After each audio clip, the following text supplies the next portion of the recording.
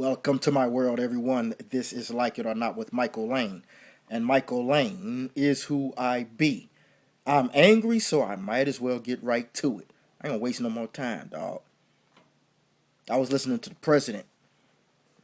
The president was at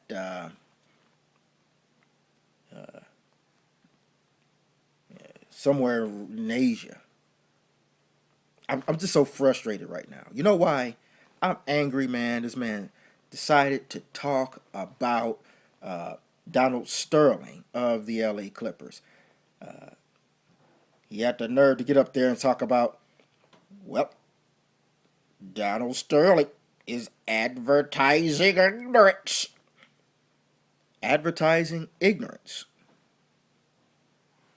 You're a walking bag of ignorance. You're a symbol of ignorance, Mr. President. This man had the nerve to talk about this,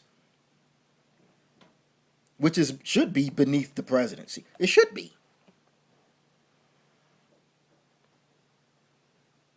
Why are you speaking on that, bruh? And you're not even speaking on the fact that Christians are the number one most persecuted religious group in the world. Never said anything. Never got to the bottom of it. Never talked about anything. Why would you, if that question was asked to you, why would you address it? Why would you say, well, I have no comment. I have bigger and better things to deal with. You dodged Benghazi. You dodged the IRS. You dodged all of these questions. And you're still dodging them. But you can't dodge this one,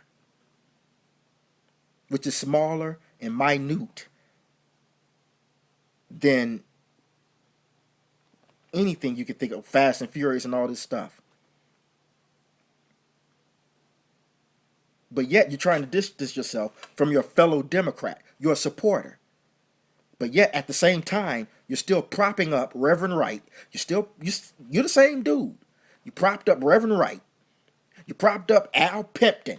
You're propping up Reverend Jesse Jackson, the NAACP, the Congressional Black Caucus, all of these crooks and race baiters, but yet you got something bad to say about him. So you can try to pass him off as a GOP member. That's not us. Yes, it is. You want to talk about the NBA. All these Christians that are being persecuted from around the world, and you have nothing to say about it. You're not even thinking about saying anything about it because you're down with it. You must be. People may say that's a big time accusation. That's big to say. You must be. Because if this happened to be Islam, if this happened to be Buddhism, you would be all over it.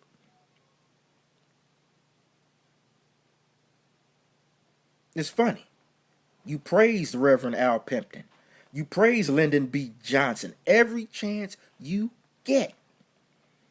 Yeah, the same Lyndon B. Johnson that implemented the same policies that you are pushing, which is giving uppity Negroes, as Lyndon B. Johnson said, just enough to be quiet, but not enough to make a difference in their lives.